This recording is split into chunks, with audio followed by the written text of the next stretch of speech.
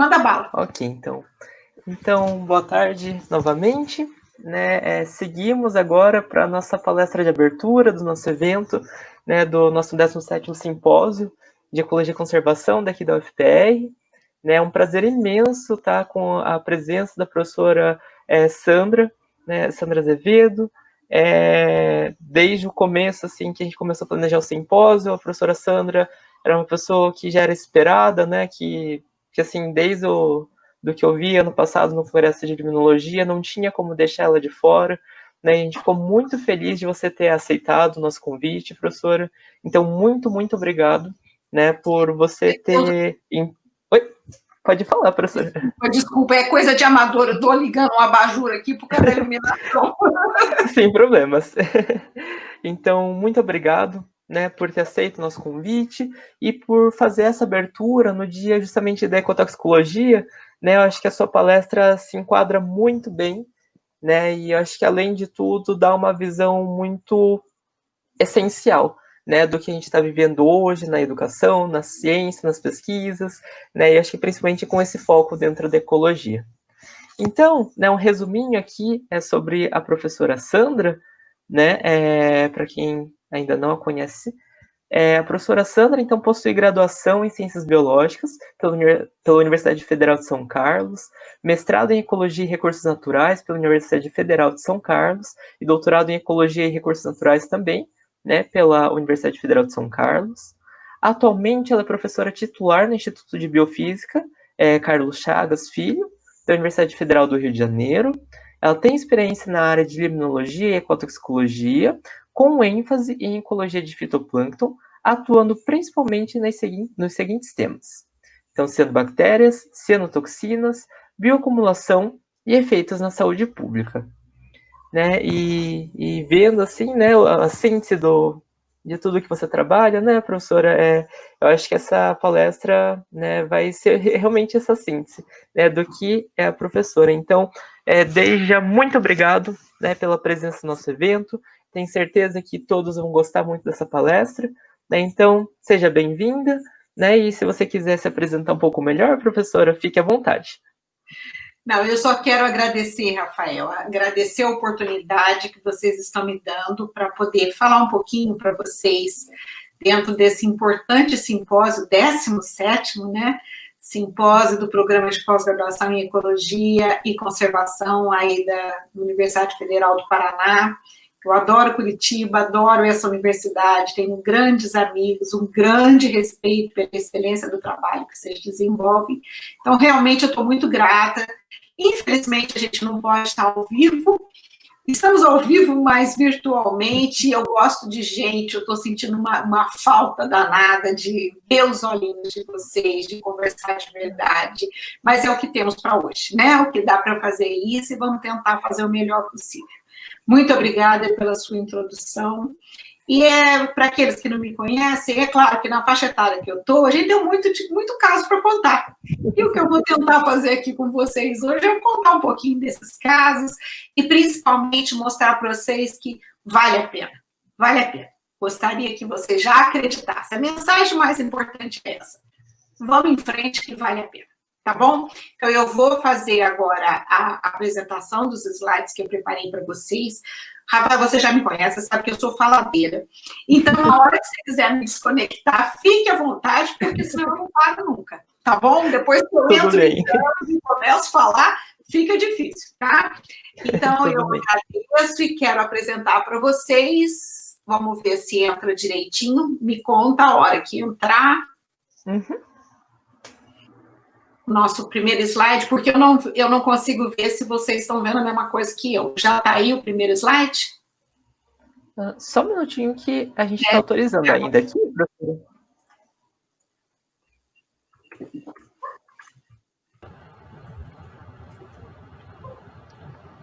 Professora, acho que você tem que compartilhar a sua tela para a gente poder autorizar.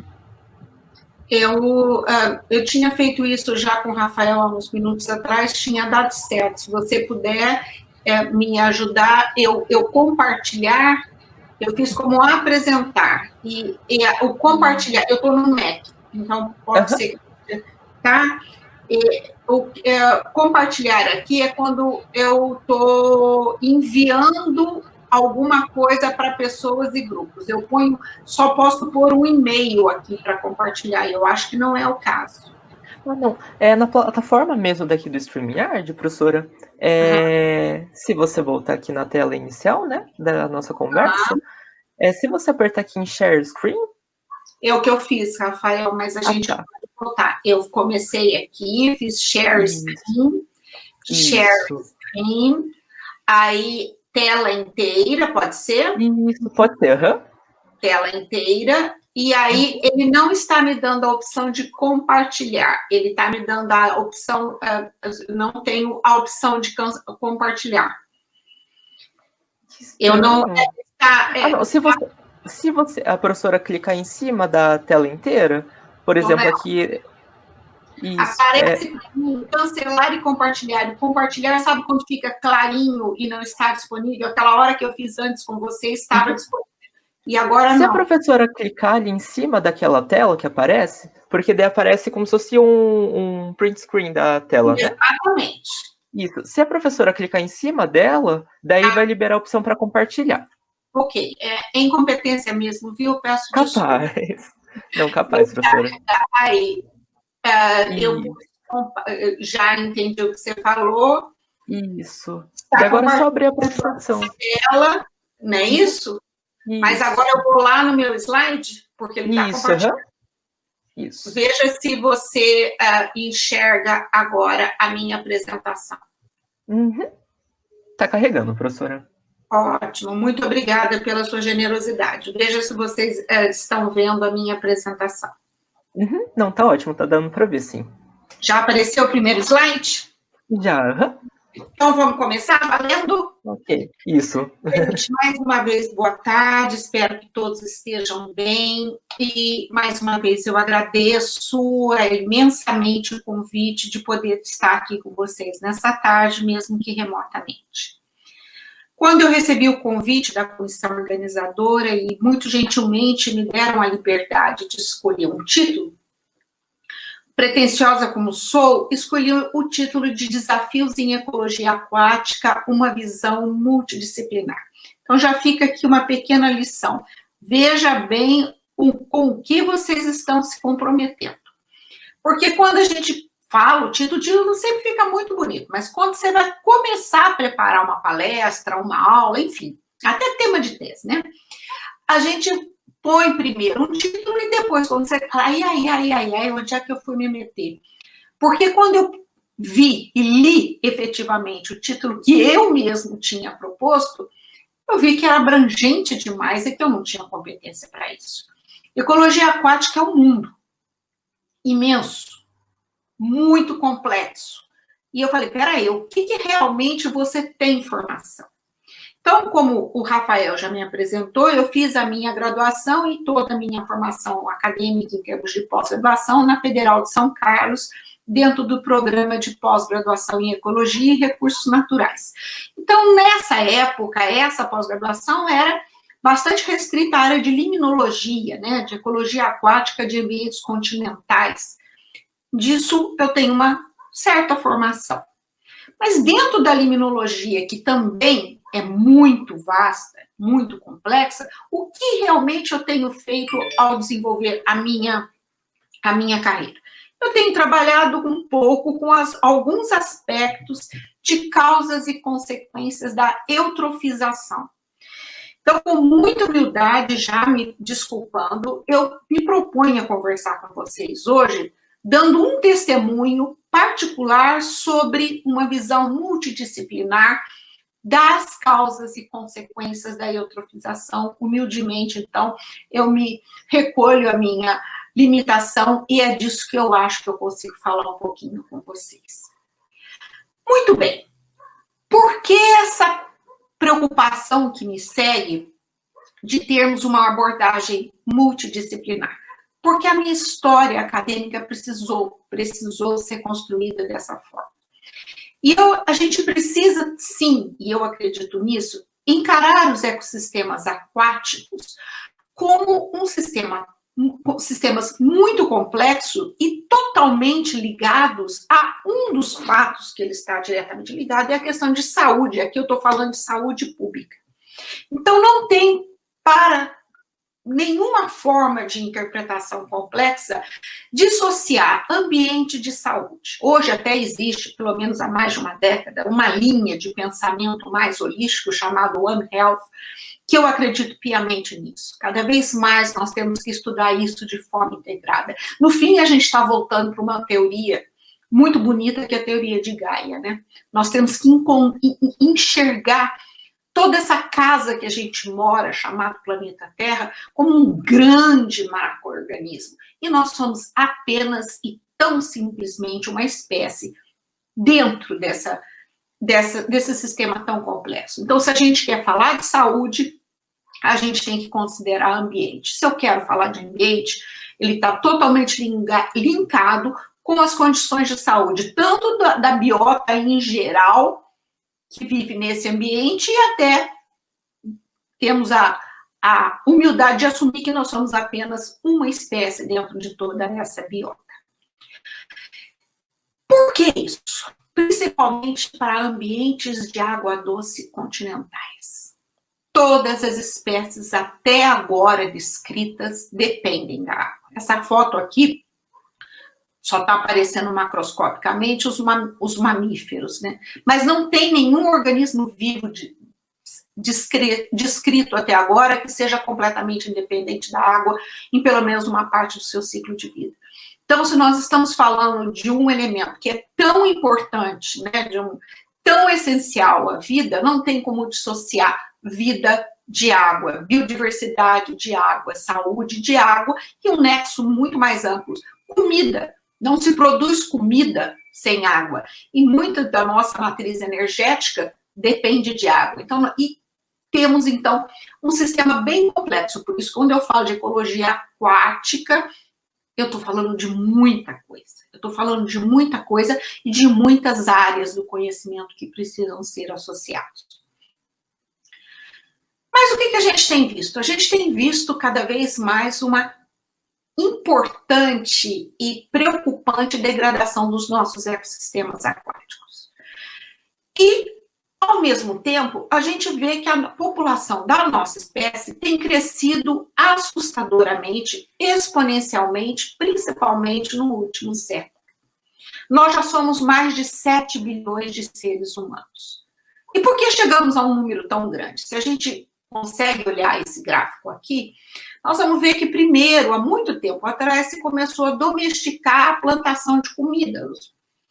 Conseguiu-se fazer agricultura, a agricultura foi uma revolução na evolução da nossa espécie, depois se começou a domesticar alguns animais para ter a comida mais perto, mas isso se manteve sem um crescimento muito grande, até que nós chegamos no ponto da Revolução Industrial.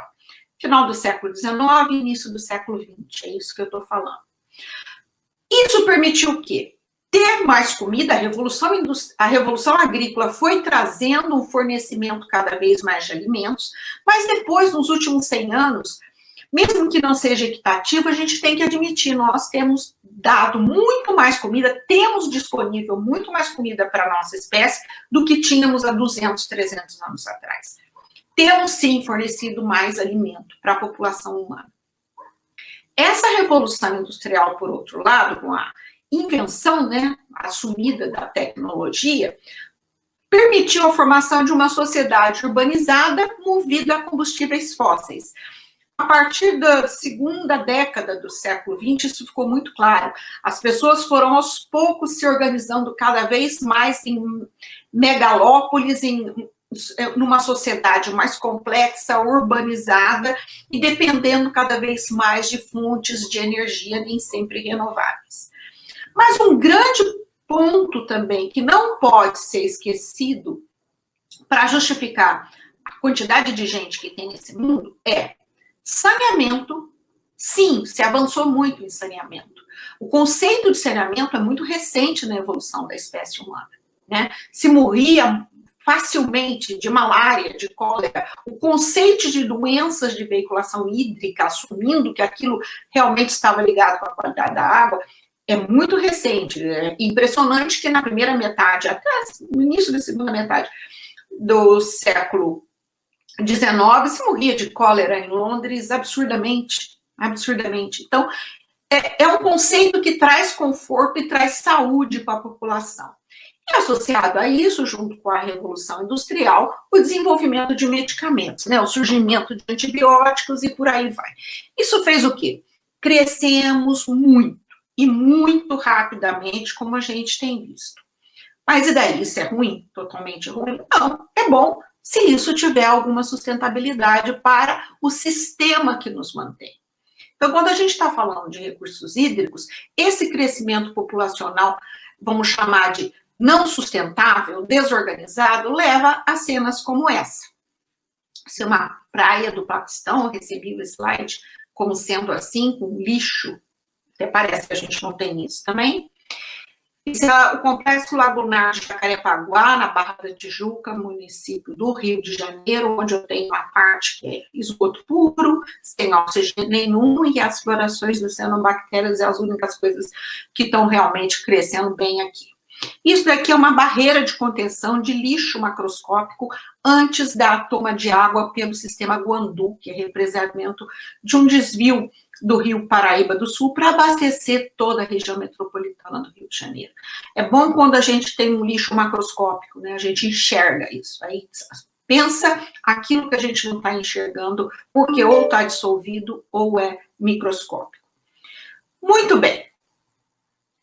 Cenas como essas são, infelizmente, extremamente comuns nas nossas grandes metrópoles. Essas duas fotos aqui são da revista Veja, durante a Rio+20, fizeram um número especial da revista. Isso é a região metropolitana de Manaus, onde, não sei se vocês percebem, são bolhas saindo desse... Isso aqui é um valão já, né? Não posso mais chamar de igarapé, onde comprova-se que não tem mais oxigênio dissolvido nessa água. Essa foto aqui também é muito interessante, porque essa foto acontece em muitas regiões metropolitanas brasileiras. Você tem uma comunidade muito pobre, vivendo próximo de um curso d'água, e o que se faz, o que é mais prático, até porque não tem saneamento oferecido para essa população, é o famoso caninho de PVC jogando esgoto in natura nesse riacho, e onde a criançada vai brincar, e, se possível, também pescar. E aí todo o link de problemas de saúde e meio ambiente decorrentes dessa situação. Isso daqui é Baixada Fluminense, com uma foto, infelizmente, clássica também. Eu tenho um valão de esgoto aqui e o cano de abastecimento de água passando em cima desse valão. É lógico que eu vou ter microfissuras nesse cano e não tem como garantir a qualidade de água fornecida para essa população. E aí o clássico que acontece todos os verões, aí chove pra caramba, a água, que não é mais nem água, né, é esgoto puro, invade as casas e uma série de problemas, leptospirose, vamos ajudar, vamos coletar, mas efetivamente, soluções definitivas para isso a gente ainda está longe de ver. Quando eu falo de eutrofização, né, do que eu estou querendo falar? Então, a definição mais simples, mais clássica, que a gente usa do ponto de vista didático, é enriquecimento artificial por entrada de nutrientes, né? Principalmente nitrogênio e fósforo, porque a gente tem método para medir mais facilmente nitrogênio e fósforo. Que faz o quê? Que permite o crescimento maior dos produtores primários. Então, aumenta a biomassa de macrófitas, aquelas famosas infestações, se chama, né? Infestação de água-pé, de pístia, de salvínia, e por aí vai, o ambiente aquático vai ficando cada vez mais com a sua superfície coberta, ou algumas espécies fitoplânctônicas que gostam mais, são melhores competidores nessa condição de alta concentração de nitrogênio e fósforo. Então, há um descontrole das atividades antrópicas na bacia de drenagem, não são devidamente manejadas, toda a sujeira da bacia de drenagem, nós continuamos estando num país tropical, em algumas regiões até subtropical, mas nós temos chuvas cada vez mais intensas que carregam tudo para dentro desses ambientes aquáticos, então a gente dá um pulso muito grande, de forma não pontual, tudo é lavado e cai dentro do ambiente aquático. O ambiente aquático é extremamente importante para integrar todas as mazelas que a gente faz na sua bacia. Ou a famosa falta de saneamento. Então, o esgotão chegando lá sem tratamento nenhum, isso tudo levando ao que a gente chama de eutrofização artificial. Quando eu estou falando, então, dessa entrada de uma matriz extremamente complexa no ambiente aquático, eu não posso considerar mais eutrofização, os efeitos da eutrofização, como apenas a entrada de nutrientes. Quando eu estou lavando uma bacia de drenagem, tudo que tiver aí, que a gente costuma chamar como termo genérico de poluente, vai entrar junto. Se tiver pesticida, vai entrar, se tiver fertilizante vai entrar, se tiver contaminante de indústria farmacêutica vai entrar, o nosso esgoto não é só no cocô e xixi, vai ter um monte de metabólito proveniente dos medicamentos que tomamos, dos produtos que usamos, então nós temos uma coisa muito mais complexa interferindo nesse ambiente aquático e por isso eu acho que a gente tem que considerar, passar a considerar muito mais esse efeito sinérgico e não apenas a entrada de nutrientes, né? E quando eu estou falando de qualidade de água, eu estou querendo falar de qualidade para quem? Para quê? Eu quero conservar a diversidade da biota aquática, qual a qualidade de água que eu preciso para essa conservação? Ou eu estou falando de qualidade de água, por exemplo, de um reservatório de usos múltiplos, onde eu preciso da água para abastecimento, dessedentação animal, pesca ou agricultura, irrigação, produção de energia, navegação. Então, quem é o principal utilitário dessa água? Para quem eu estou escolhendo a qualidade dessa água? Isso é muito importante.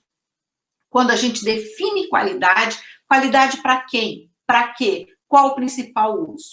Do ponto de vista legal, o uso mais restritivo, em termos de qual a qualidade que tem que ser mais restritiva é para abastecimento público. Por quê? Porque quem faz a lei são nós queremos nos proteger. Então, são os parâmetros mais restritivos. E isso vai decrescendo até que chega um ponto que a gente vai dizer que aquele rio, ou aquele lago, ou aquele reservatório só serve para navegação. Quando não serve para mais nada, a gente fala que serve para navegação. E não é isso que nós queremos. Nós queremos fazer um enquadramento onde a vida aquática seja preservada, a biodiversidade seja preservada, e a gente possa até fazer um tratamento de água mais barato, sem gastar fortunas, permitindo o abastecimento público e, consequentemente, que os animais tenham o direito de também serem abastecidos por essa água e podemos irrigar as nossas hortaliças, as nossas lavouras com essa água também. Consequentemente, a gente já pode pensar que a eutrofização vai trazer uma série de problemas não simultâneos, mas que vão se sucedendo quando eu vou perdendo a qualidade dessa água, né? Eu vou ter aumento dessa biomassa, no início vai ser bom para quem gosta de pesca, porque eu tenho mais produtor primário, vou ter mais consumidor, vai ter mais peixe, o peixamento eutrofiza por isso, né? Mas eu também começo a ter mudanças na qualidade dessa água que vai reverter numa redução da diversidade de espécies. Eu posso ter muita matéria orgânica que não consegue ser metabolizada suficientemente, aí eu vou perder oxigênio dissolvido. Tudo isso vocês sabem, eu não preciso ficar falando nisso.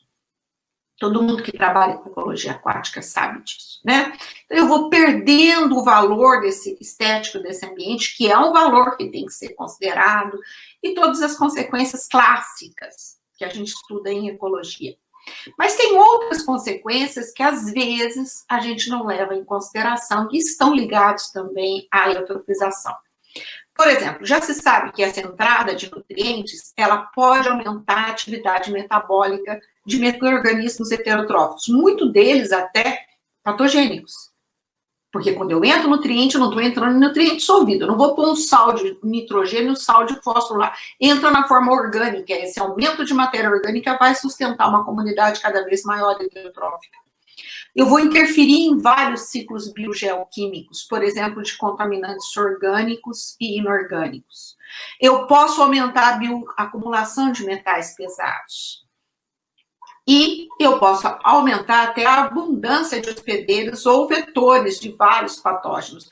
Por exemplo, o Vibrio cholera, que gosta de uma água salobra, mas também precisa de matéria orgânica nessa água. Então, a gente já sabe que a abundância de copépodos, por exemplo, eles podem ser hospedeiros do Vibrio cholera. E por que que há uma salinização? Porque eu aumento a quantidade de material nessa água que pode aumentar a salinização e pode facilitar, por exemplo, a entrada de Vibrio cholera. Esse é um trabalho clássico em tempo de monções na Índia, tá clássico que aumenta a ocorrência de Vibrio cholera. Estamos falando de coisa que ninguém mais devia morrer, mas continua morrendo, tá? A gente faz ciência do século XXI e morre de doença do século XIX ainda. Muito bem. A eutrofização está aí, não dá para negar. Soma-se a esse cenário há mais de uma década, agora que a gente está sumindo, mas isso já está acontecendo faz tempo, a ocorrência cada vez mais comum de eventos climáticos extremos. As secas cada vez mais intensas e prolongadas, então, ou eu não tenho água, seca tudo, tem aquelas crises fantásticas de abastecimento, problemas sérios acontecendo, ou chove demais, alaga tudo, aí faz doação, porque todo mundo perdeu a casa, perdeu agasalho, perdeu comida, parará, parará, parará. Isso não acontece só aqui, por isso eu coloquei esse slide aqui, que é também de um reservatório grande que tem na Califórnia. A Califórnia também é um ambiente tem problema hídrico bastante grande, e nessa seca, que foi agora bastante divulgada na mídia, porque afetou muito a região sudeste, de 2011 até 2016, mais ou menos, esse reservatório aqui secou. Mas eles tinham um plano B, eles tinham sistemas integrados de abastecimento. E, infelizmente, ainda a gente só conta muito com a boa vontade de São Pedro, nossos planos B são muito mais limitados e cada vez a gente vai ter um problema social e econômico muito decorrente desses eventos climáticos extremos. Temos que assumir isso.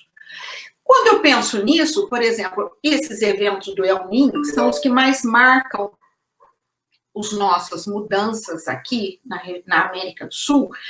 Isso daqui é simplesmente um exemplo que eu vivi. Isso é um reservatório na região do Agreste de Pernambuco, próximo da cidade de Caruaru, e a gente começou um projeto lá, daqui a pouco eu explico por quê. Ele, final de 97, daqui parece 3 anos, mas na realidade foi 2 anos e pouquinho, porque foi final de 97, o reservatório estava, como se diz no Nordeste, sangrando, saindo água, porque estava cheio demais. Isso daqui dá uns 7 meses depois, daqui é a torre de toma d'água. Esse reservatório era para abastecimento público. Ficou um caldo puro de cianobactérias, daqui tem 18 metros de altura. E uns 6 meses depois o projeto teve que ser interrompido, porque simplesmente o reservatório secou. Então, isso está cada vez mais comum. Aqui, outro exemplo, aqui já em 2014, seu reservatório do Funil, que fica no município de Resende, paralelo à Via Dutra, antes de chegar no Rio de Janeiro. É um reservatório importante, é usado por Furnas para gerar energia elétrica, mas é ele que viga a água lá do Guandu para abastecer a cidade do Rio de Janeiro. Nessa época, o reservatório já tinha baixado mais de 14 metros, dá para ver aqui as margens totalmente desnudas do reservatório, e também tinha se transformado numa cultura pura de cianobactérias. Essas previsões climáticas que são coordenadas por esse IPCC, o Painel Intergovernamental de Mudanças Climáticas, é bom vocês terem acesso a isso. Tem uma versão brasileira que chama Painel Brasileiro de Mudanças Climáticas, tem material didático excelente. E uma coisa que eu acho muito importante, porque todo mundo de cada área contribui fazendo esses levantamentos, são o que eles chamam de incertezas. E é claro que eu peguei aqui incertezas em ambiente de saúde, porque é isso que gera pergunta nova para vocês responderem. Aquilo que a gente tem certeza não tem mais graça, né? A gente já sabe. O importante é o que não se sabe. E várias dessas incertezas estão extremamente ligadas aos nossos ambientes aquáticos. Por exemplo, o que vai acontecer com a dinâmica da microbiota aquática com o aumento da temperatura que já está aí e não dá para negar? E também como muda a qualidade de água com a mudança nessa dinâmica da microbiota aquática. E como vão ser os impactos epidemiológicos nas doenças de veiculação hídrica quando mudar essa qualidade de água. E os micropoluentes, vai mudar essa dinâmica? Como é que vai ser essa dinâmica dos micropoluentes, né? Cada vez mais, até as nanopartículas, como é que fica isso no ecossistema aquático?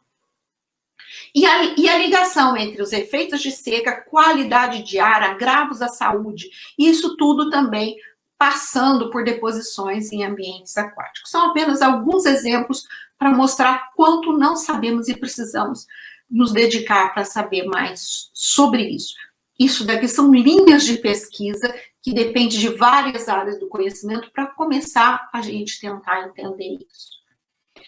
E agora eu vou dar um testemunho para vocês, né? Tá falando muito bonito, muito abrangente e tal. Mas realmente, nessa hora, fala, bom, eu vou escolher o modelo de estudo, eu estou definindo o meu projeto de tese, ou vou escrever um projeto para pedir financiamento. Como a gente escolhe o modelo de estudo? Primeiro testemunho que eu gosto de deixar para vocês. A gente não escolhe nada. A vida é que escolhe, tá? Não se iluda, não. Primeira coisa, não fica achando que a vida se organiza numa tabela de Excel. Não funciona assim. Não se iluda. Quem diria que hoje nós estaríamos o mundo inteiro vivendo uma pandemia, se a gente falasse isso em julho do ano passado?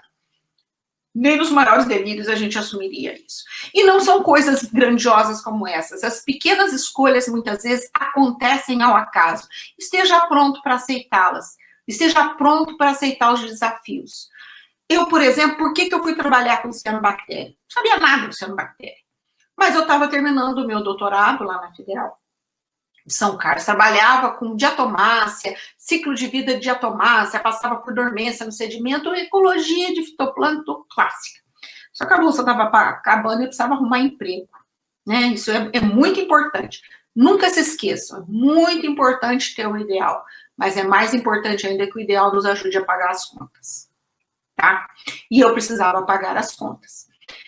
Já estava casada, já tinha 2 filhos, a bolsa da FAPESP ia acabar, e aí vem o famoso e daí? E daí que apareceu uma oportunidade, o professor comentou comigo, que tinha uma vaga para dar aula de bioquímica na Faculdade de Medicina de Marília, interior de São Paulo também, e que eles precisavam do professor. Por causa da linha que eu estava já desenvolvendo há algum tempo, o meu mestrado foi com o professor da Química, e eu gosto de bioquímica, gostava. Respirei fundo, tomei coragem e fui fazer a prova para ver o que ia dar. E eu passei. E aí? Aí passei e levei, né, aquele susto imenso, porque eles me disseram que eles estavam querendo contratar professores em 40 horas DE, significa dedicação exclusiva. Eu sabia mais ou menos dar um pouco de aula de bioquímica, mas fazer um projeto ligando uma faculdade de medicina com ecologia do fitoplâncton, a coisa ficou puxada. Peço para vocês que aí a coisa complicou.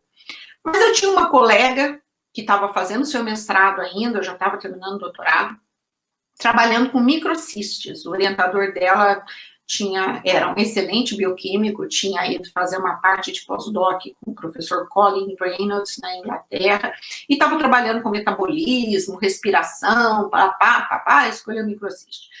E a Jandira tinha alguns trabalhos, e eu ficava meio desesperada, falou, olha, tem uns negócios aqui que parece cianobactéria, meio ligado à saúde, eu comecei desesperadamente a ler, e descobri que cianobactéria podia produzir alguns metabólitos secundários que poderiam ter efeito, sim, na saúde de vertebrados. Falei, é por aí, eu vou ter que aprender a fazer esse negócio e vou. E lá em Marília, eu já tinha percebido também que dentro do departamento que eu seria alocada, tinha um biotério. Eu juro que eu nunca na vida tinha visto um biotério de camundongo, mas tinha um senhor muito bom, um bioterista, e eu vi que eles faziam ensaios de injeção intraperitoneal para estudar muita coisa e tal, e os trabalhos que eu estava lendo naquele tempo, se estudava toxicologia, ainda fazendo ensaios, bioensaios em camundongo, falei, tem que ser por aí. Tomei coragem, escrevi um projeto, o negócio colou, eu aprendi da injeção em camundongo, eu aprendi a estudar um pouco o que era hepatotoxicidade, e a coisa foi saindo por aí. Então, portanto, eu não escolhi nada não, viu? Eu não escolhi nada, foi o que a vida me permitiu fazer. E aí as cianobactérias entraram na minha vida por uma série de oportunidades. Eu fiquei apenas 1 ano em Marília, aí eu fiz um concurso para Federal do Rio de Janeiro, me transferi para a Federal do Rio de Janeiro com a minha família e continuei com isso porque eu vi que era interessante, podia render alguma coisa bem integrada, como eu sempre gostei. Então, cianobactéria está aí há 3,5 milhões de anos, aprenderam a fazer fotossíntese, ensinaram os demais organismos a fazer fotossíntese, mas são bactérias, e quem está aí há 3,5 bilhões de anos teve que se adaptar em tudo quanto foi jeito, desenvolver estratégias adaptativas para todos os cantos que elas poderiam colonizar.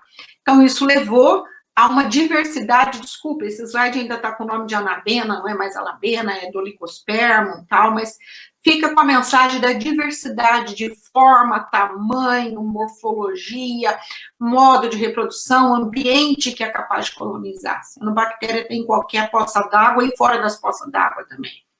Então, é um grupo extremamente diverso, com metabolismo muito interessante, do ponto de vista até farmacológico, que produz uma série de fármacos, potenciais fármacos, metabolismo secundário muito ativo, que é muito interessante. Mas, além dessa diversidade fisiológica, morfológica e, às vezes, até reprodutiva, as cianobactérias podem crescer exacerbadamente em determinadas circunstâncias, principalmente aquelas de eutrofização intensa. Elas não são boas competidoras em ambientes de água limpa. Né? As clorofícias de atomácea ganham brincando delas, mas quando a gente começa a favorecer a oferta de nutrientes através da eutrofização, cianobactéria aí ganha a parada. É um evento novo. Até alguns amigos meus que brincam comigo dizendo que eu inventei a floração de cianobactéria. Talvez porque eles queiram me chamar de velha por isso.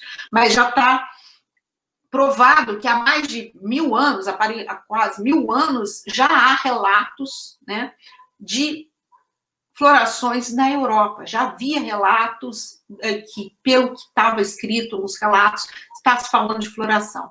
Também o conhecimento tradicional de vários povos primitivos da América do Norte, da África e da Austrália confirmam que também há relatos muito antigos de florações tóxicas, de morte de animais, de água envenenada em determinados ambientes aquáticos dessas regiões. Então, isso era já espalhado há muito tempo por todo o nosso planeta. Mas foi apenas a partir de meados do século XIX que nós tivemos os primeiros relatos técnicos de mortes de animais por ingestão de cianobactéria. O que eu estou dizendo relato técnico? Um trabalho bonitinho, formatadinho, que nem um paper que alguém publicou, mandou carta, fez um relatório, apresentou em algum lugar, dizendo, olha, o animal morreu assim, assim, assim, com tais sintomas, e o que tinha de comum nisso, quando esses animais morreram, era uma floração de cianobactéria, né? Então, a gente tem vários relatos.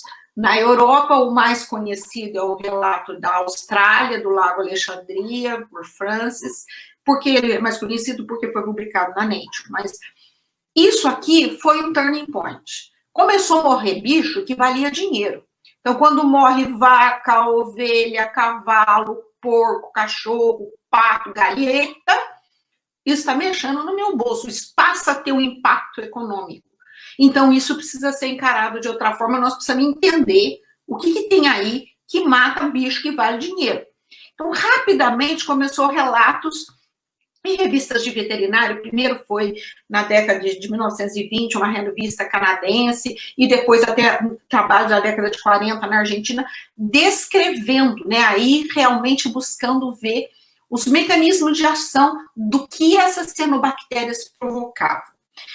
E isso levou a uma dicotomia que eu acho que prejudicou muito essa visão integrada entre ambiente e saúde. Mas é o que se tinha na época, é o que se podia fazer. A gente também tem que olhar dentro de um contexto histórico.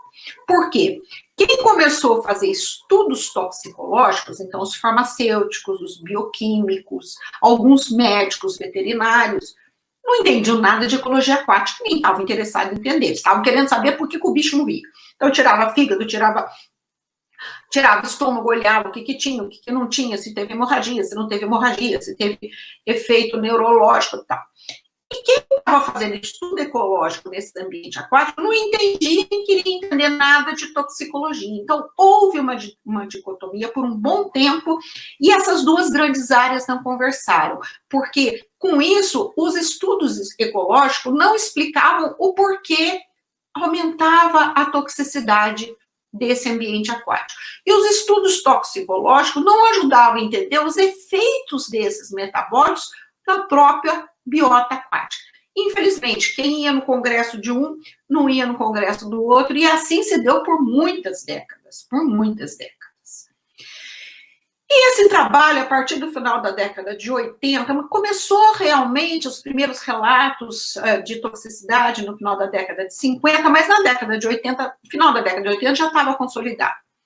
Passou a se chamar esses metabólitos secundários de cianotoxinas, então toxinas produzidas por cianobactérias, e, do ponto de vista didático, foram classificadas pelo mecanismo de ação.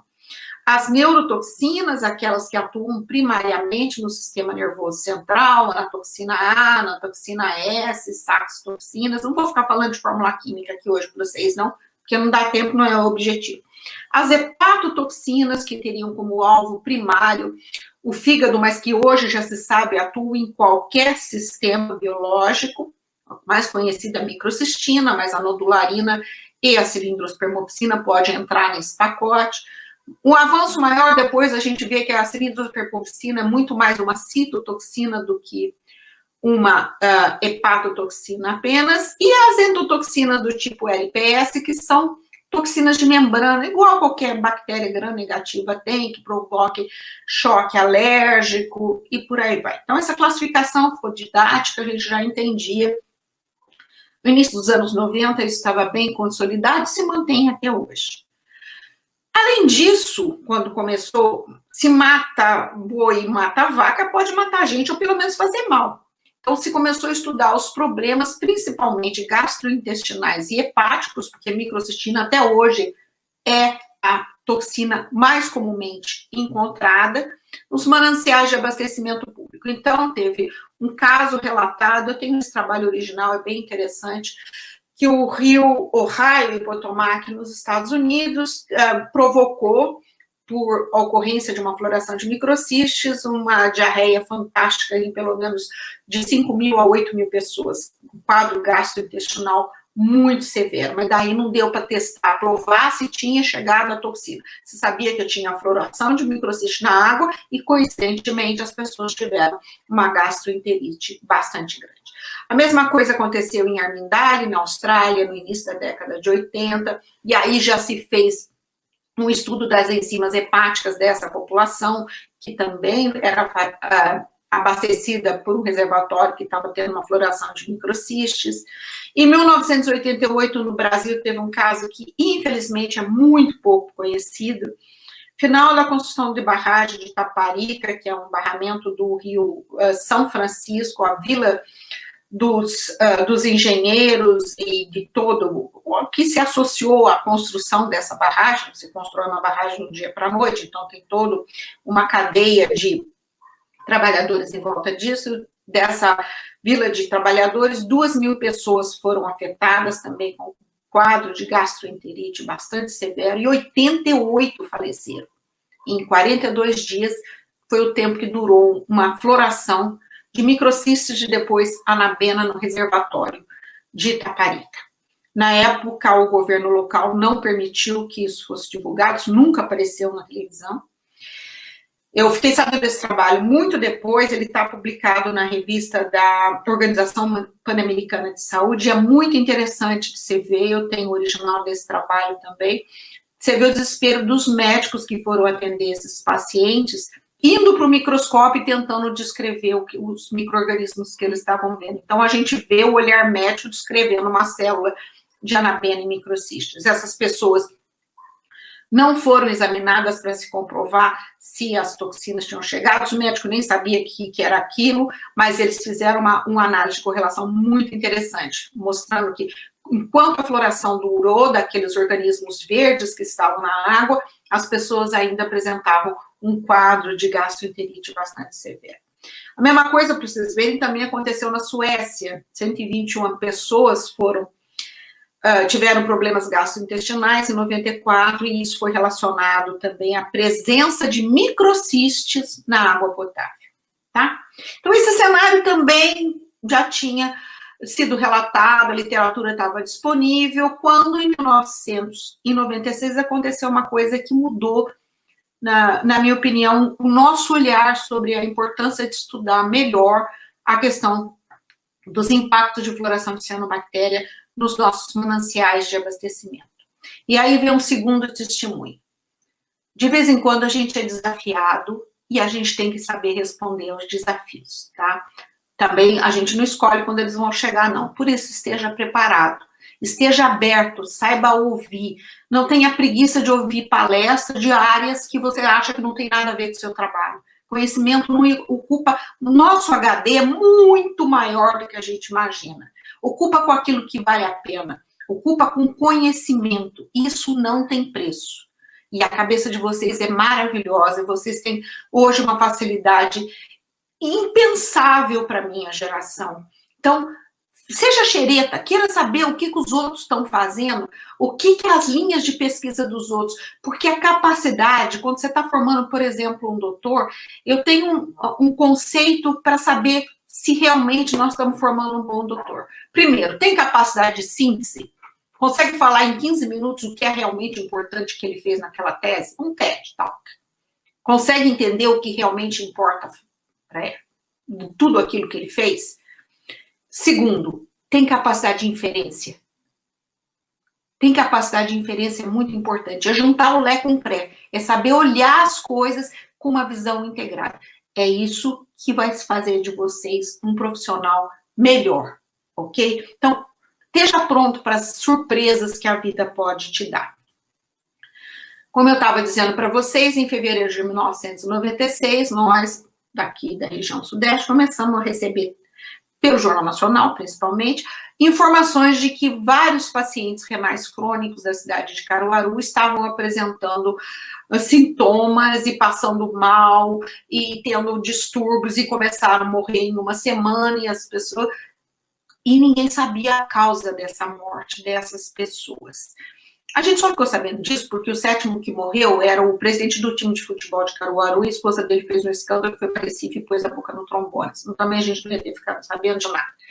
E eles tinham uma coisa em comum. Todos eles apresentavam um quadro de dor de cabeça, distúrbios visuais, náusea, vômito e o fígado, uma hepatomegalia constante.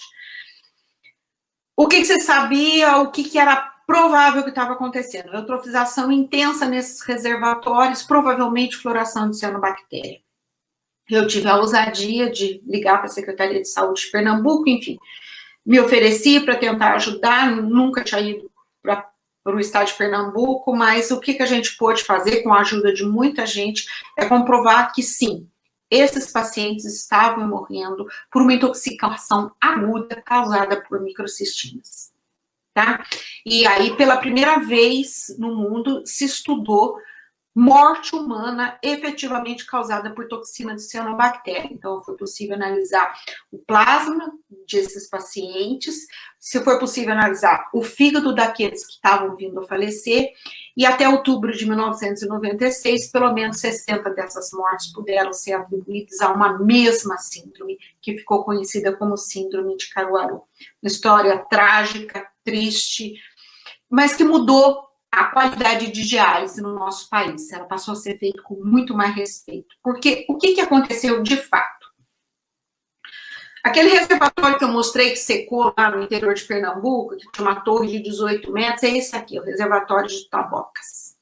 Já estava altamente plaquetado, já tinha registro de mais de 10 anos pela Companhia de Abastecimento de Água de Pernambuco, que tinha florações constantes de cianobactéria. Só que é aquela coisa, não adianta fazer um relatório bonito, uma capa bonita, pôr na gaveta e falar para o chefe, o relatório está aí. Se isso não conversar com os outros setores, não adianta nada, não perca tempo de ficar fazendo relatório. Então, o órgão ambiental faz um relatório, a Companhia de Água faz outro relatório, e o pessoal da saúde faz outra coisa, e nunca um encontrou com o outro. Não adianta nada, joga fora, para com isso.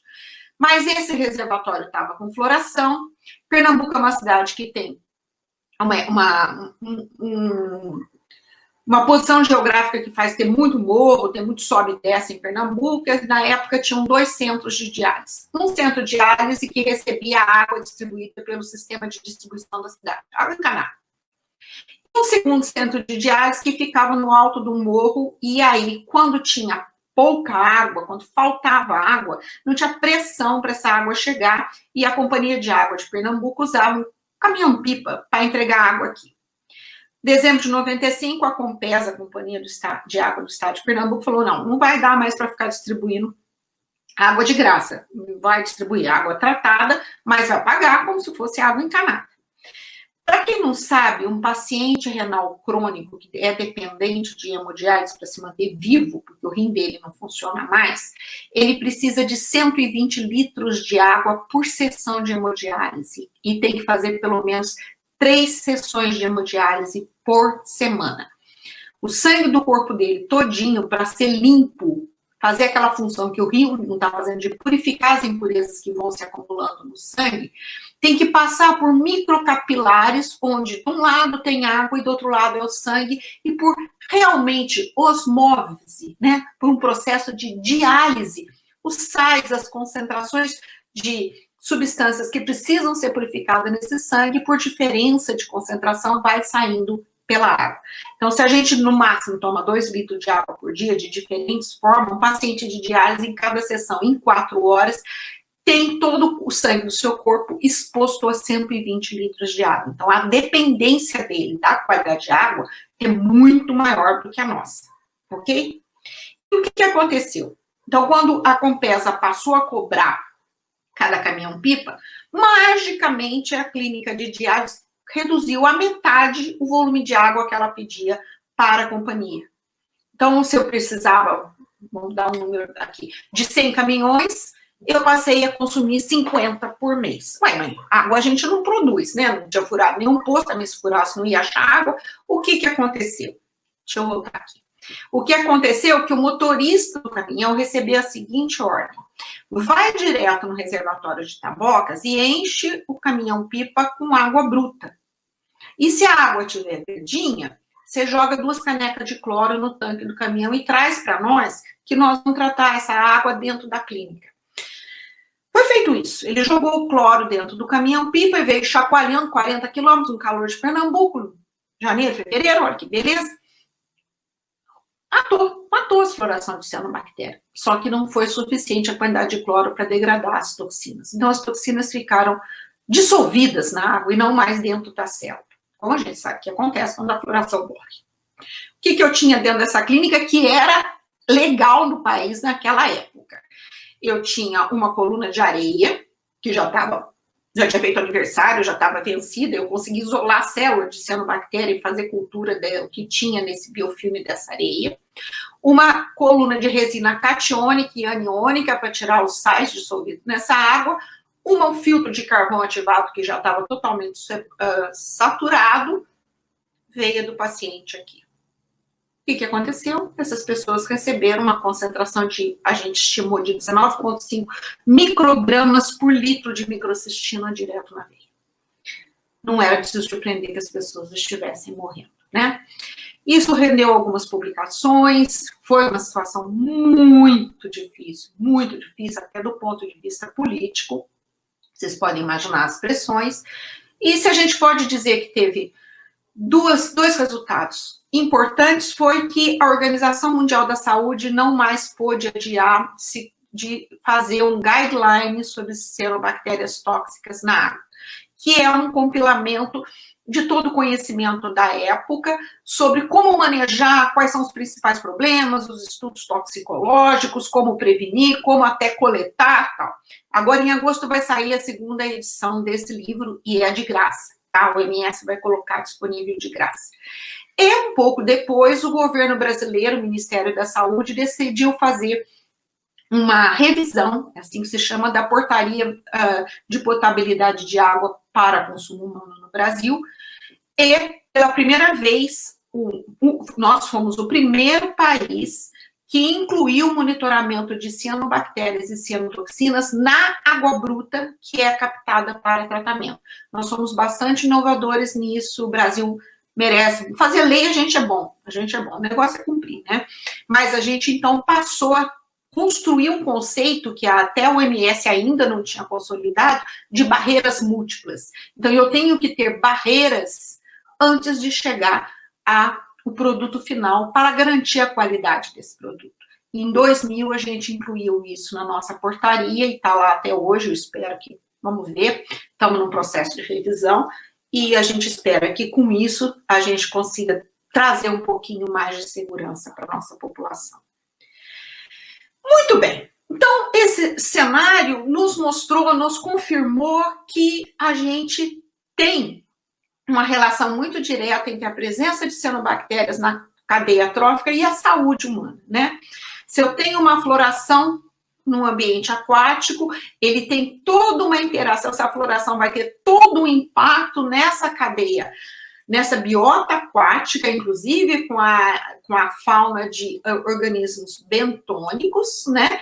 E também, se essa água for captada, eu posso ter problemas na água tratada, que pode vir a contaminar os consumidores, e eu também posso ter um outro tipo de problema que é muito interessante, muito legal da gente estudar, que é o spray dessa água. Por exemplo, se eu tenho um ambiente aquático com uma floração muito grande e eu pratico esportes aquáticos, eu recebo uma maresia onde tem essa floração, ou eu estou exercendo uma atividade profissional onde esse spray de água pode vir, como agora a história da pandemia, a gente está entendendo muito esse negócio de spray, né, de água, eu posso ter uma via, nós já confirmamos isso também, nós do mundo, de exposição pela via inalatória.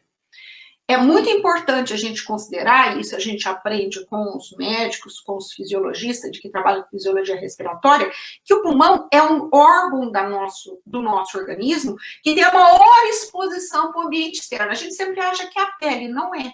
Se você conseguir abrir todo o pulmão, abrir alvéolo por alvéolo e vai esticando, esticando, esticando, como se fosse uma massa, dá o tamanho de uma quadra de tênis. Então, quando eu proíbo, por exemplo, o banho no ambiente aquático, porque eu tenho uma floração, eu também não posso permitir nenhuma atividade de esporte na área do litoral desse ambiente aquático, porque eu posso não estar dentro d'água. Imagina uma criança sentadinha numa praia que vai vir onda, onda, onda, uma praia de lago, uma praia de reservatório, onde esse spray pode ser inalado. Ou até um profissional que está trabalhando dentro desse ambiente aquático. Então, isso é uma outra via de inalação que precisa e merece ser muito melhor estudada também. Bom, florações em reservatórios de abastecimento público, cada um tem uma foto mais bonita que a outra, e vocês vão ter aí no Paraná, e todo mundo tem, no Nordeste tem, e os problemas em lagoas costeiras também são muito grandes e são bastante conhecidos já no nosso país. Aqui são apenas alguns exemplos, cada um tem a sua coleção de fotos melhor do que a outra.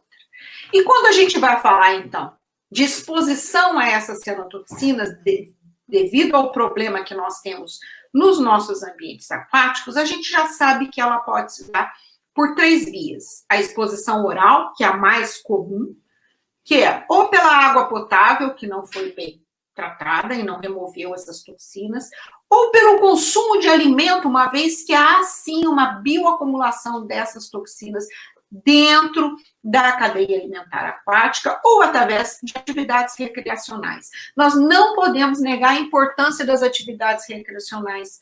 Nossa cultura, que eu digo cultura não, a nossa civilização humana tem uma ligação muito forte com os ambientes aquáticos. Se eu perguntar para cada um de vocês que está nos ouvindo agora, onde é que vocês gostariam de estar em vez de estar assistindo uma palestra? Com certeza, para relaxar, vai estar relacionado. Eu quero tomar um banho, eu quero estar numa piscina, eu gostaria de estar numa praia, eu gostaria de estar pescando, eu gostaria de estar velejando. Então, o nosso lazer, que também é saúde, e é também saúde emocional, num momento como esse, muito importante, é muito ligado a ambientes aquáticos. Então, as atividades recreacionais podem, sim, representar uma via de exposição. A inalação, como eu já contei para vocês, ou através de atividades recreacionais ou atividades profissionais, e uma terceira via que passou a ser considerada muito mais recentemente, que é a intravenosa, ou por um processo dialítico, de hemodiálise, ou até pelo uso de soro. Quando você sofre um acidente, você é hospitalizado, acorda com soro na veia. Você vai fazer uma cirurgia, passa às vezes 3 dias tomando soro na veia. O controle da qualidade de água que é usada nesse soro ainda não prevê análise de cianotoxinas, embora preveja um monte de coisa. Prevê a análise de endotoxinas, porque dá choque pirogênico, mas de cianotoxinas ainda não, infelizmente. Então, esse efeito na biota aquática é um efeito que também a gente pode ver na saúde humana. Ou você tem um efeito direto pela ingestão de células ou cianotoxinas diretamente na água, então o organismo, o peixe, o mexilhão, o microcrustáceo está ingerindo essas células e as toxinas dissolvidas, ou através da bioacumulação dentro da cadeia alimentar, quando um peixe come um zoo, ou que come outro peixe menor, que também está acumulando essa toxina. Então, o processo de bioacumulação é uma via de efeito indireto, ou até nós consumindo peixe, né? Então, o nosso grupo também foi pioneiro na comprovação de que organismos aquáticos consumíveis como alimento humano podem ser, sim, um elo de transferência de microcistinas. Agora os chineses estão dando um show, fazendo um trabalho melhor que o outro e tal, mas a gente viu lá naquela lagoa de Jacarepaguá que as tilápias, que hoje nem tilápia tem mais, tá? Que quando a última coisa que sobra é tilápia, tá? E também na Baía de Sepetiba, aqui foi com alguns siris e caranguejos que foi feito o trabalho, isso foi o pós-doc da professora Valéria Magalhães, que está comigo há mais de 20 anos, que a gente tinha até 18 vezes mais valores acima do máximo recomendável de microcistina para o consumo dessa carne. A gente já analisava no filé da tilápia. Então, é uma via que precisa ser melhor conhecida. O tempo de depuração. Eu tive uma floração, tem um peixe. Quanto tempo tem que esperar para depurar isso? Isso também é um trabalho que precisa ser melhor conhecido. Já tem muita coisa boa feita, mas tem muita coisa ainda para ser feita nessa área também. Os efeitos em invertebrados aquáticos, eu tive o privilégio de poder, tido a sorte, porque na vida tem que ter sorte também, de orientar o doutor Aloysio Ferrão Filho no seu doutorado. A Aloysio, eu acho que é uma das maiores autoridades agora no mundo no estudo de efeitos de cianobactérias versus invertebrados aquáticos, e o que o Aloysio já nos ensinou foi, primeiro, é difícil distinguir esses efeitos entre o baixo valor nutricional relativo das cianobactérias. Eu gosto de dizer que o zooplâncton gosta de batata frita, ele quer carboidrato e quer lipídio. Proporcionalmente, cianobactéria tem muito mais proteína, então, do ponto de vista nutricional, não é tão interessante. Então, pode ser um problema nutricional, às vezes. Tem toxina nenhuma, mas também o bicho não está muito para frente. Podemos ter um problema morfológico, dependendo da espécie, do gênero de cianobactéria que você está trabalhando, pode dificultar a ingestão, isso várias espécies de fitoplâncton pode fazer isso, a mesma coisa, e pode ter a questão do efeito tóxico. Dentro desse efeito tóxico, posso ter efeitos agudos, mata o bicho. É o mais fácil da gente fazer efeito agudo, porque mata ou não mata, aí a gente já vê. Pode ser inibição da taxa de filtração, que pode levar à morte. Redução dos movimentos natatórios, por exemplo, saxitoxina reduz o movimento natatório de cladóceros, por exemplo. E efeitos crônicos, que é o mais legal da gente estudar hoje em dia, né? Que é a redução da fecundidade, redução da taxa de crescimento populacional e todo o impacto que isso vai ter para aquela comunidade aquática. Vai depender de que toxina eu estou falando, de que metabólito secundário. A gente não fala só de toxina, a gente fala de cianopeptídeos, que tem um mundo de moléculas sendo cada vez mais caracterizada e com efeitos bastante específicos. Que zooplâncton eu estou fazendo, com que concentração, com quanto tempo de exposição. Então, aqui é uma matriz também bastante complexa para ser analisada. Mas, vamos sumarizar, então, se a gente quiser se meter a falar, não, vamos então tentar ajudar a resolver o problema para reduzir os impactos do aparecimento de floração de cianobactéria nos nossos mananciais. O que a gente já sabe disso? Tá? Não significa que não tem muita coisa para fazer, mas a gente tem que começar a ter coragem de partir para a solucionática, né? Não ficar só na problemática. Então, o que a gente já sabe, o que a humanidade já gerou de conhecimento que a gente pode usar para tentar resolver os nossos problemas? Primeiro, já tem um conjunto excelente de informações sobre fisiologia de cianobactéria, bioquímica de cianobactéria, ecologia, ecotoxicologia, toxicologia. dos gêneros de maior ocorrência das espécies planctônicas de cianobactéria. Senta e estuda, tá? Senta e estuda, porque tem muita informação. Não queira reinventar a roda e a pólvora. Você vai quebrar a cara. Sempre tem um chinês na sua frente que já fez alguma coisa daquilo que você gostaria de fazer. Por isso os caras estão sendo muito bons na produção científica. Também a gente já tem uma gama de informações consolidadas de quais são as condições ambientais que propiciam a dominância de cianobactérias nos ambientes aquáticos continentais. Então, o que já se sabe, o que elas mais gostam e também o que elas não gostam. Embora cada ambiente seja único, mas ele responde dentro de um determinado padrão. Então, vamos saber, ele estratifica ou não estratifica? Tem entrada de nutriente difusa ou não tem? Como é que é o pH? Como é que é a penetração de luz? Junta tudo isso e vai para a literatura, tem muita coisa já produzida. Também o pessoal da engenharia tem progredido muito em técnicas de manejo e controle de florações.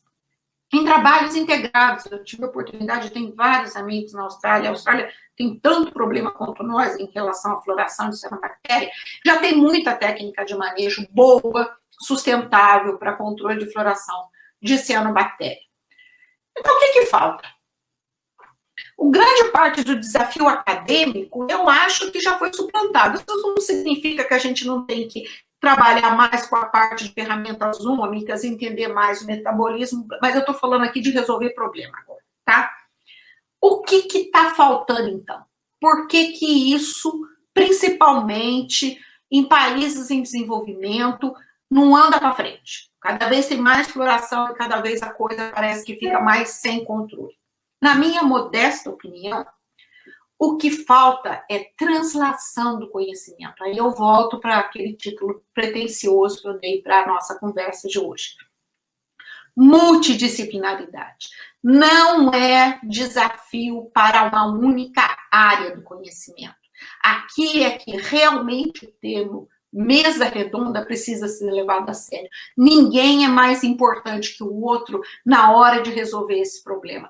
Tem que sentar junto quem entende de ecologia aquática, quem entende de bioquímica de cianobactéria, quem entende de engenharia de saneamento, quem entende de modelagem, quem trabalha com as questões sociais daquela bacia de drenagem, como que o povo usa aquela água e como eles reconhecem aquele ambiente aquático.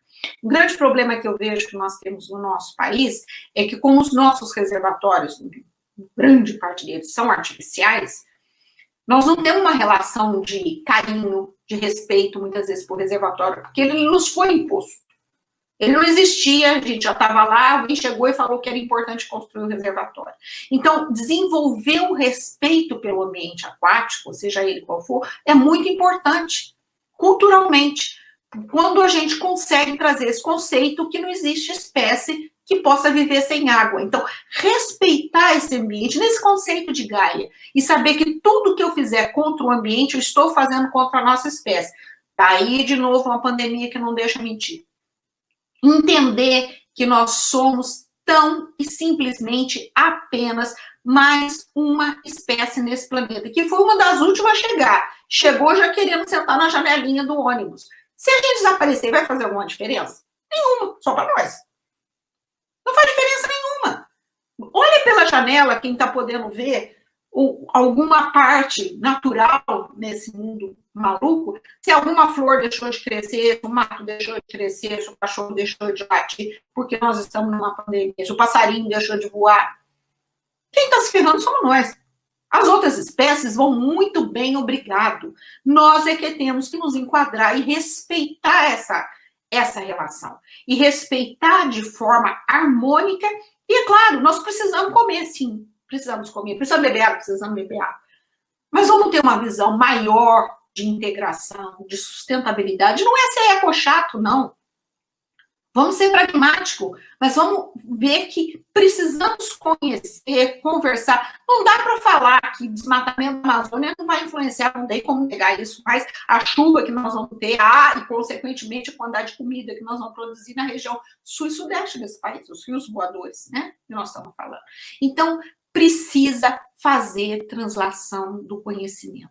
E precisa ter coragem, irmão, e vontade política para passar esse conhecimento. Quando eu digo vontade política, não é vontade de políticos, é vontade política de agir como cidadão. É isso que cada um de nós tem que fazer.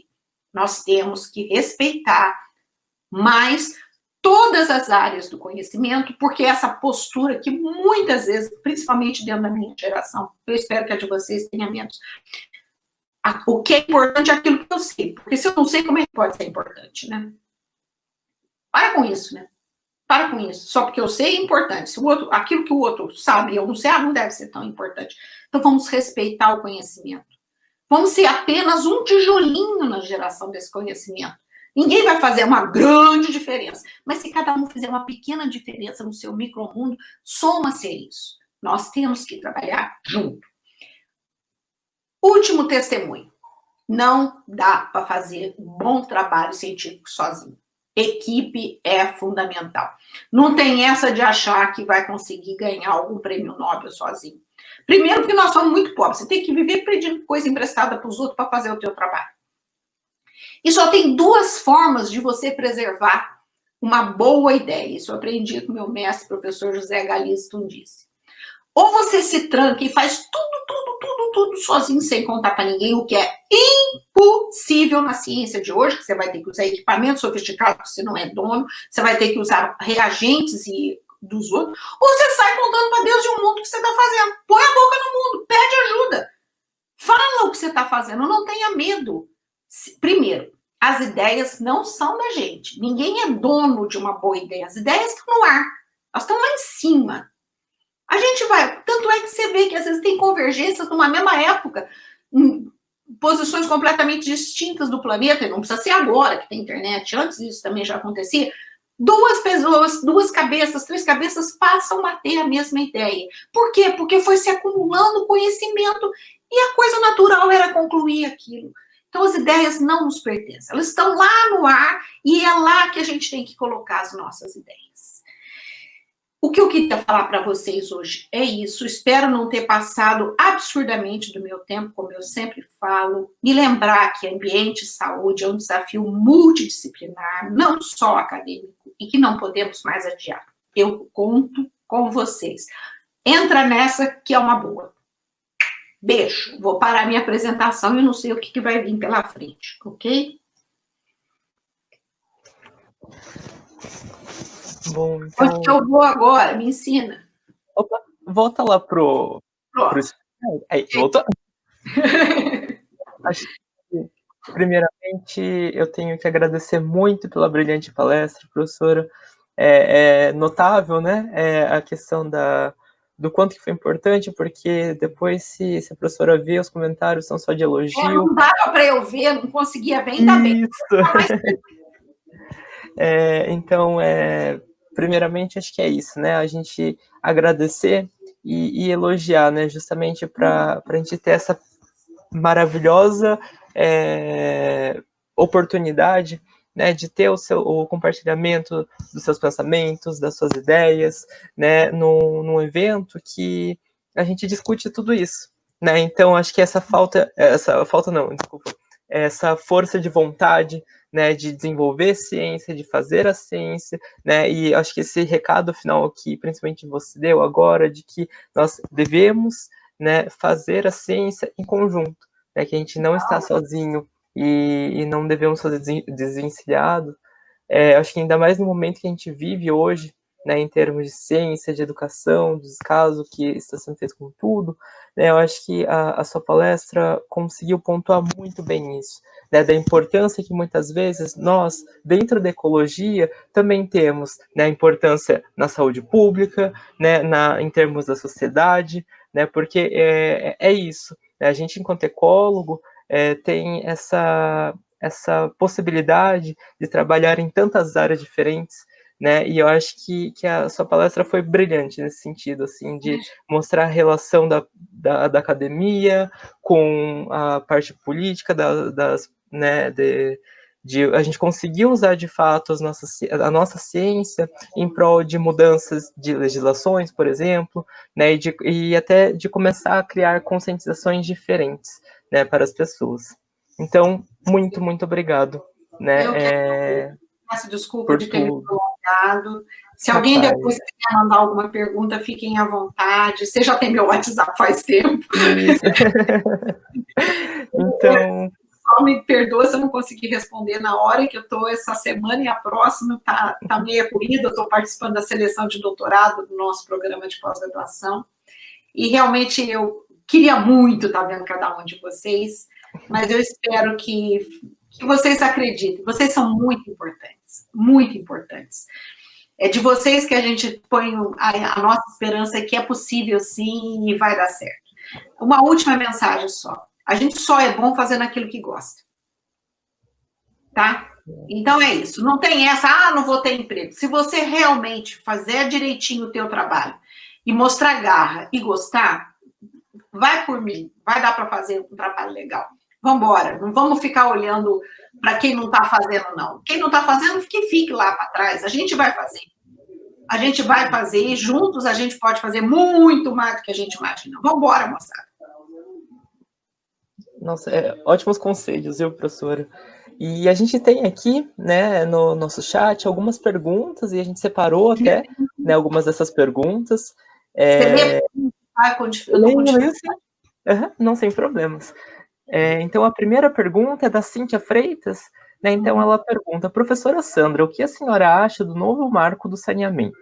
Será que vai ajudar a melhorar a situação da poluição das águas? 2033 é uma data factível? Eu participei de uma live na quinta-feira com um deputado federal, um deputado estadual, que eu me meti, e mais um engenheiro de saneamento, só para discutir o marco legal. Cíntia, querida, obrigada pela pergunta. Não existe lei que vai dar certo ou vai dar errado, vai depender de como a gente encarar isso. Os nossos dados de saneamento no Brasil são vergonhosos, vexaminosos. Nós não podemos dizer que nós estamos bem, nós estamos muito longe de estar bem. O que a gente quer? Saneamento de qualidade para todos. Não é porque vai ser público ou que se vai ser privado, na minha opinião, maravilha se o Estado tivesse competência de realmente fazer esse trabalho. A gente está vendo que não tem, é uma corrupção danada, é um cabide de emprego. Tem empresas que trabalham bem, tem. Mas, infelizmente, elas não são a maioria no país. Se vai ser um privado que vai funcionar ou não, nosso exemplo também não é bom nesse sentido, porque senão as nossas rodovias que foram privatizadas, por exemplo, estariam maravilhosas e não esburacadas. Porque o grande problema é, primeiro, fazer um contrato decente e o poder público criar uma agência reguladora que realmente tenha força política para cobrar.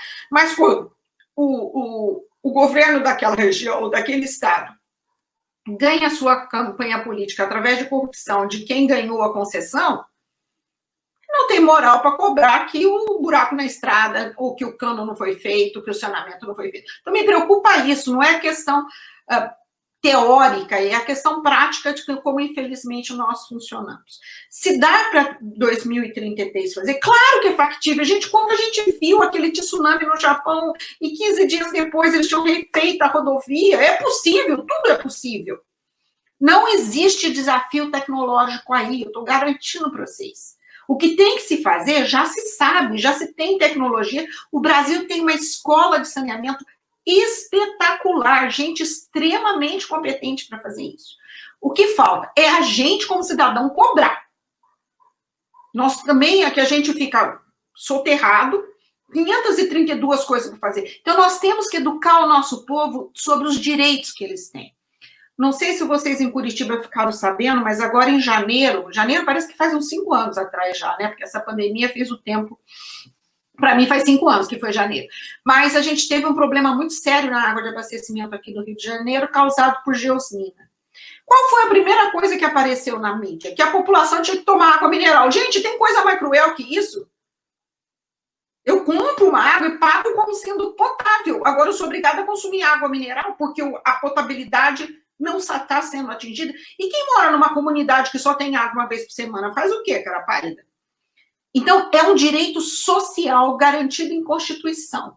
Eu não quero saber qual vai ser o arranjo de gestão que isso vai ser feito. O que nós temos que cobrar é que seja feito.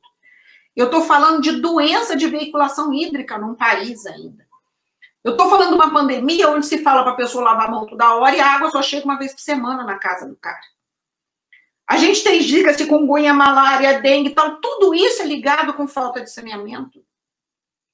Diarreia infantil mata nesse país num nível absurdo ainda.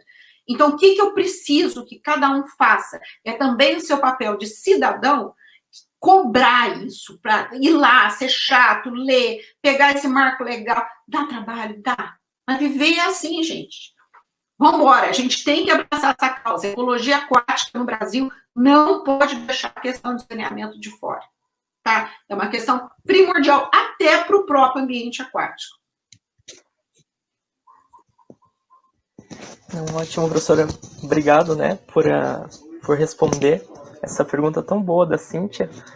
Agora, nós vamos fazer mais uma pergunta, né? Eu gostaria de fazer todas que vocês mandaram no chat, mas infelizmente, com o passar do tempo, né, a gente vai se prolongar muito no nosso horário, mas a nossa, né, segunda pergunta, e aí a gente vai ter um misto de duas perguntas aqui, que é do Fernando Jerônimo, né, que ele pergunta, primeiramente, professora, você acha que estudos de valoração de recursos e serviços ecossistêmicos hídricos podem reforçar a injustiça socioambiental e usos inapropriados da água que já vivenciamos?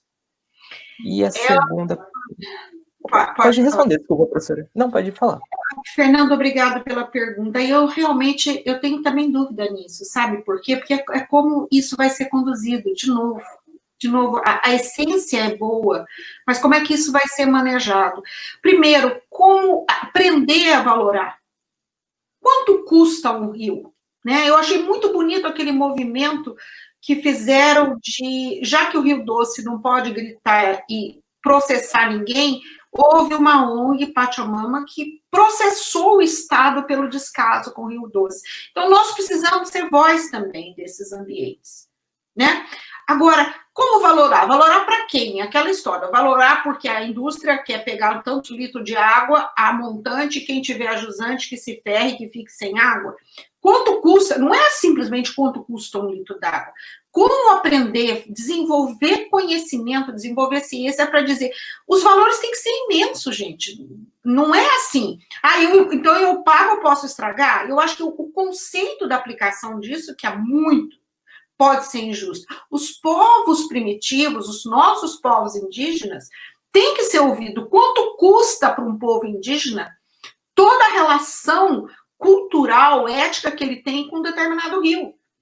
Como valorar uma questão cultural? Eu acho que a questão não é se a gente deve valorar ou não, é o quão complexa é essa matriz. Porque se a gente for realmente considerar a importância desses ambientes, ecossistemas hídricos, pensando que nenhuma espécie vive sem água, não vai ter nada mais caro no mundo. E por isso mesmo não pode estragar, porque ninguém vai ter dinheiro para pagar.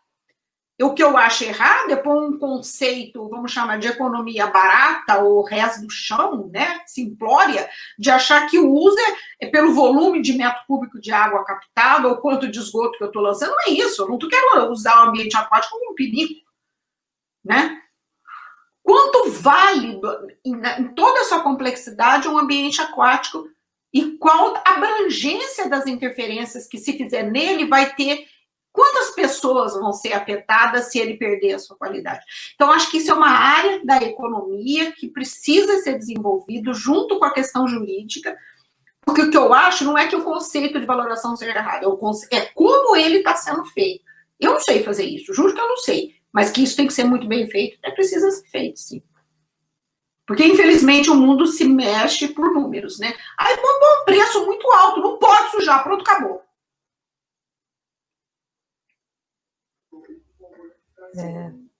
Nossa, muito obrigado, viu, professora? Eu acho que responde, né, um pouco da pergunta do Fernando, um pouco não, muito bem, né? A senhora fez uma palestra excelente, né? Tem muita gente aqui mandando elogios, né? Infelizmente, pelo tardar, né, da nossa... Capaz. Infelizmente, pelo horário, né, que a gente já passou um pouquinho, né, nós vamos ter que encerrar, infelizmente, né, a nossa conversa com você, professora, mas saiba que a gente agradece muito, né, por abrir o nosso evento de uma forma tão brilhante, viu? Vocês, e com certeza vocês vão fazer trabalhos espetaculares em cada uma dos trabalho de vocês. Parabéns aos professores, sua excelência do corpo acadêmico que vocês têm. Fiquem bem, se cuidem, mas não desiste não, vale a pena. Dá para ser feliz. Exato. Muito obrigado, viu, professora? Tchau, beijo a todos. Se cuide. Eu estou me cuidando, cuide também. Então, gente, muito obrigado, né,